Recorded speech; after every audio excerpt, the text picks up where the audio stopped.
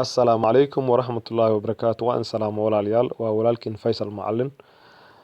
Maanta waxaan rabaa inaan tuso qaabka mataqaanaa loo sameysto KYC-ga insha Allah. Waana muhiim qof walba inuu sameystaa.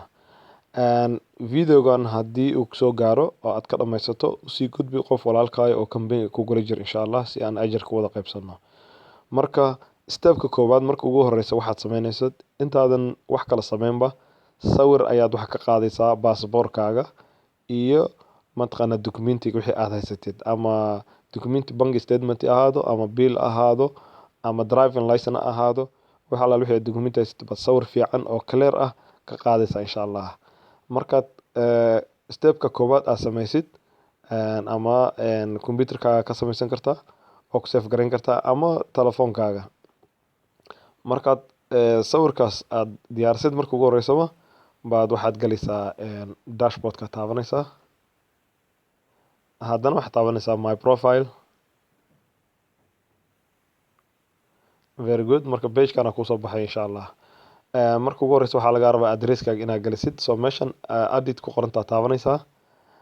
Waxaad gelinaysaa transaction password-kaaga gali buu ku leeyahay.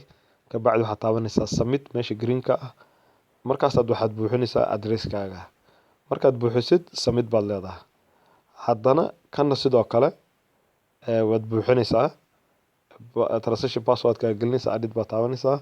Date of birth-kaaga meesha ku dhalatay wadanka ku dhalatay aad gelinaysaa.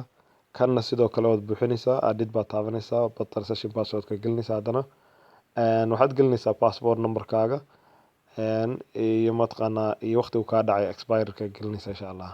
Marka intaas sameysid baad waxaad taabanaysaa xariijimaha yararka KYC baad haddana galaysaa KYC da taabanaysaa. Very good.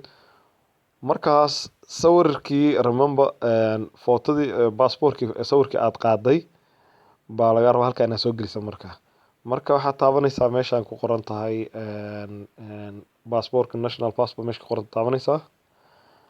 Ka bacdi waxaad taabanaysaa meeshaan ku qoran tahay choose file ku qoran tahay passportkii baad soo gelinaysaa marka halkaas soo choose garaysaa halkaan ku soo galayaa. Markuu soo galo haddana hoos u degaysaa qof haddii aad mataqaanaa sawirtay koronto iyo gas iyo biyo iyo waxaas warqadooda halkaan aad taabanaysaa. Haddii aad haysato bank statement halkaan aad taabanaysaa. Mataqaanaa haddii aad haysato wax kale dawladda ka socdo warqad halkaan aad taabanaysaa. Haddii driving license aad haysatid halkaan aad taabanaysaa. Markaas aad taabanaysaa choose baad leedahay documentigii markaana aad choose garaysatay baad click garaynaysaa. Ka bacdi submit baad taabanaysaa. Waa intaa kaliya. Markaad dhammaysid uu ku aqbalo haddii uu documentiga gelisay wixii aqbalaan wuxuu ku soo qorayaa pending conditional approved buu ku soo qorayaa. Marka waa intaa kaliya. Hadduu intaa ku soo qori waayo minceedu waxa weeye weli waxba ka khaldan dib ugu noqo ama raadso qof ku caawiyo insha Allah. Marka waa intaa kaliya. Aad waa mahadsantiin. Assalaamu calaykum waraxmatullaahi wabarakaatuh.